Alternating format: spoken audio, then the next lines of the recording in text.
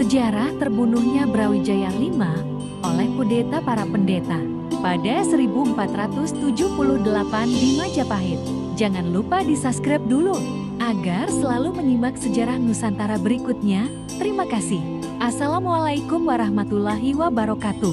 Pada tahun 1478, sekumpulan pendeta sepakat dengan Raja Bawahan Majapahit di Daha untuk sama-sama mengkudeta kekuasaan Prabu Brawijaya V.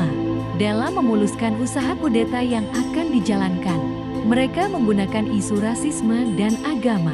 Kala itu Prabu Brawijaya V dianggap mengistimewakan orang-orang Cina, Kampa, dan Arab yang banyak menempati daerah-daerah otonom bebas pajak di Majapahit.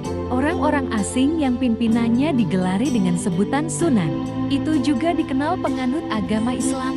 Isu rasisme dan agama yang dimainkan Raja Daha Girindrawardhana, yang dibantu kumpulan para pendeta pada akhirnya berhasil menumbangkan kekuasaan Brawijaya V. Sebab semangat pemberontak dalam melancarkan aksinya menjadi berlipat-lipat.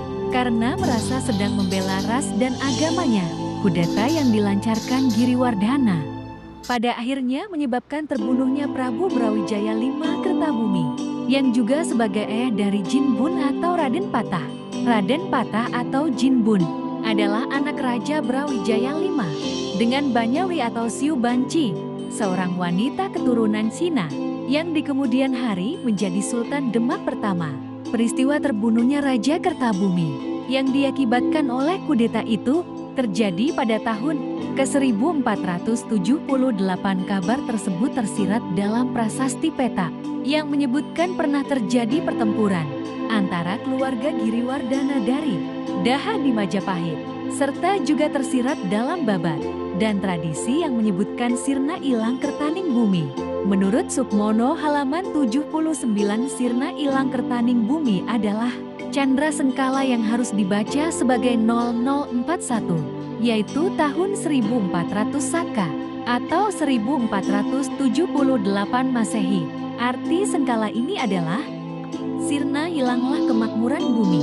Makna sebenarnya dari candra sengkala tersebut adalah gugurnya Kertabumi Brawijaya V pada tahun 1478 oleh Girindrawardhana, raja bawahannya pada saat memerintah Majapahit.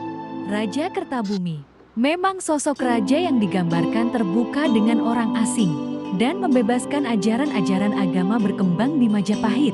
Giri, Ampel, dan Demak adalah contoh dari beberapa wilayah otonom Majapahit yang dikuasai oleh orang asing turunan campuran Jawa, Arab, Cina, Campa yang diberikan kebebasan untuk mengatur urusan dalam negerinya. Perkembangan Ampel, Giri, dan Demak sebagai pusat ajaran Islam di wilayah Majapahit tidak membuat senang sebagian orang Majapahit terhadap kebijakan Prabu Brawijaya V, mengingat banyak orang Jawa yang beralih ke agama Islam, meninggalkan agama masa lalunya.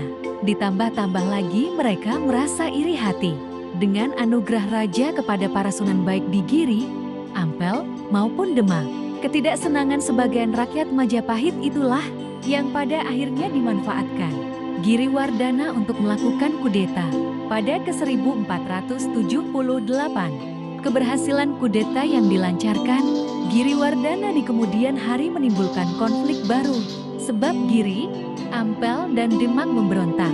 Kelak pemberontakan orang-orang Islam dari bekas daerah otonom Majapahit itulah yang mengakhiri riwayat Majapahit untuk selama-lamanya. Demikianlah sejarah Nusantara kali ini, dan nantikan sejarah berikutnya. Terima kasih.